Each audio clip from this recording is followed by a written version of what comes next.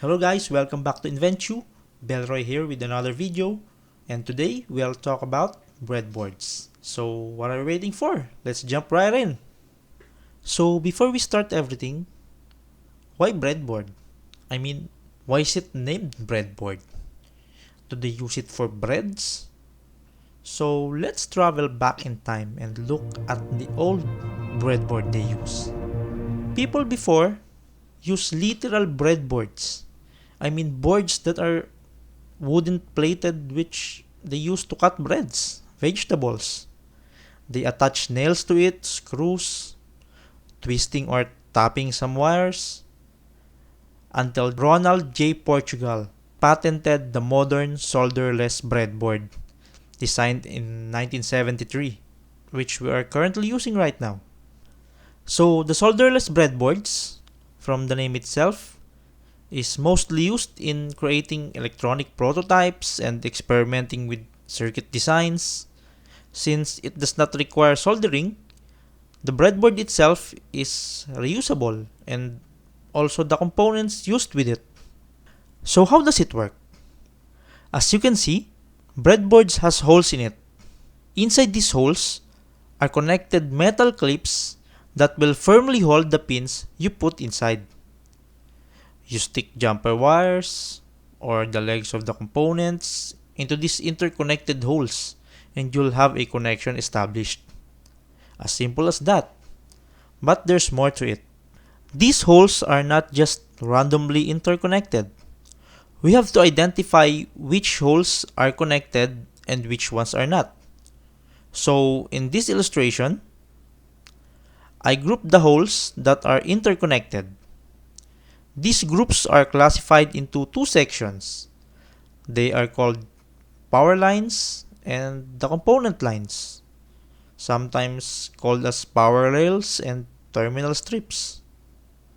So the power lines or the power rails are the horizontal rows, usually marked with red and blue lines, is normally used to run power throughout the edges of the board. The holes in this row is interconnected, such as when you connect a power source to one pin, you can use the whole row to draw power directly to your components. The red line is usually connected to the positive line of the power source, and the blue line goes to the negative. On the other hand, the terminal strips or component lines arranged in vertical columns are the ones we use to connect our components, such as LEDs, buzzers, resistors, etc. As you can see, they are mostly grouped into 5 holes. These 5 holes are marked with letters from A to E and F to J, and their column or groups are marked with numbers. Now, if you noticed, there is a huge gap in the middle of the breadboard. That's not just for decoration. IC manufacturers comply with the standard called Dual Inline Packages or DIP. So to make it simple, the width of all the ICs have the same size that fits perfectly in this area.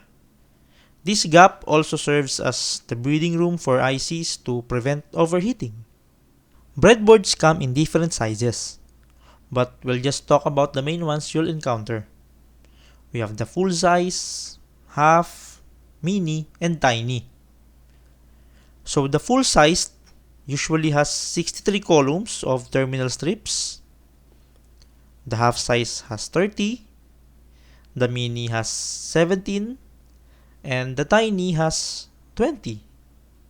Both mini and tiny does not contain power rails. So if you have a full-sized breadboard, you might notice that there's a gap somewhere in the middle of the power lines.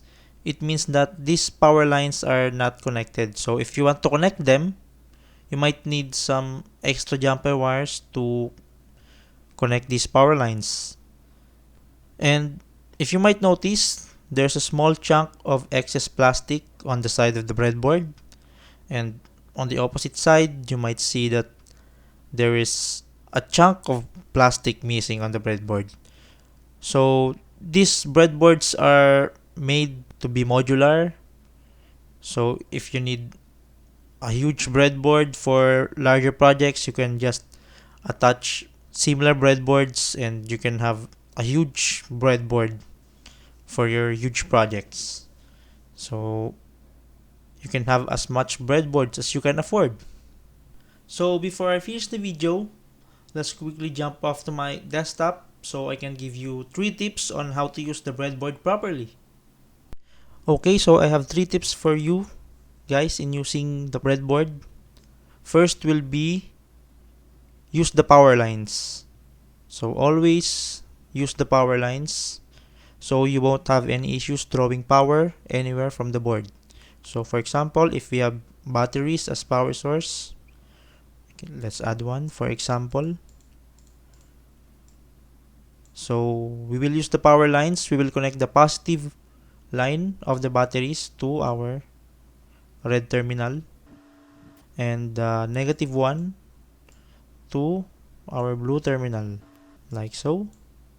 Then as you can see, all the buttons glows in green color because it means that power runs through the rows in our power lines. So if you want, you can also connect the top power lines to the bottom power lines. Still, the red one connects to the red power line and the blue ones or the negative should connect to the blue. We use black wire for negative, like so.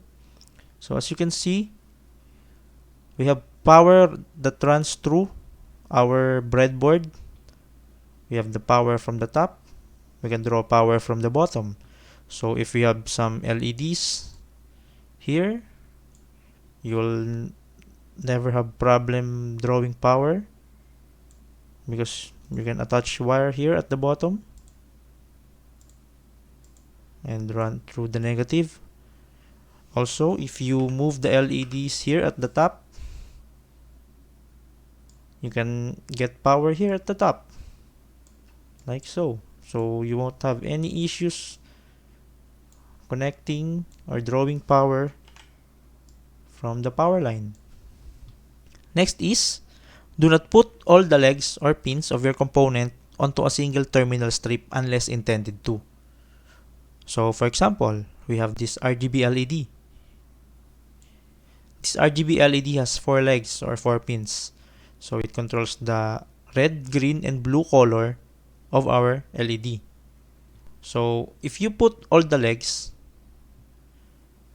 into one terminal strip, not to mention only one hole will remain and you might run out of space for the wires, it might also cause damage to your component.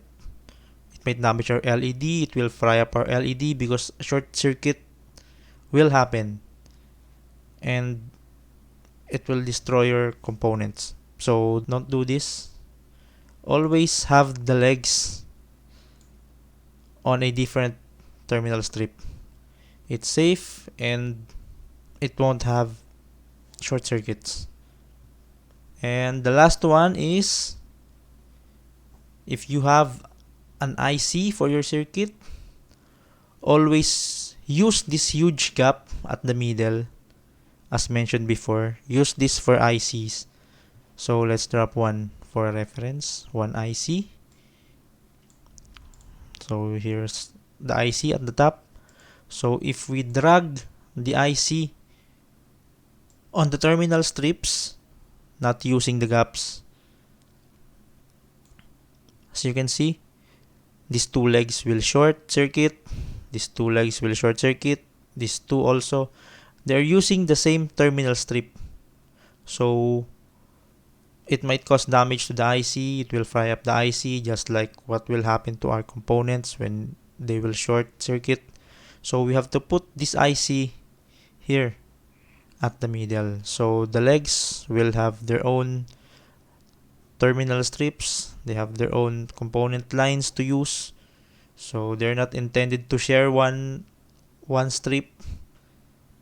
So as you can see, it fits perfectly in this middle section of our breadboard, and always use this one for circuits that use ICs. So that is the 3 tips that you must always remember when using the breadboard. Always use the power lines. Do not put all the legs of your component into one single terminal strip, and always use this gap for ICs. So that's all, and we'll see you on the next video.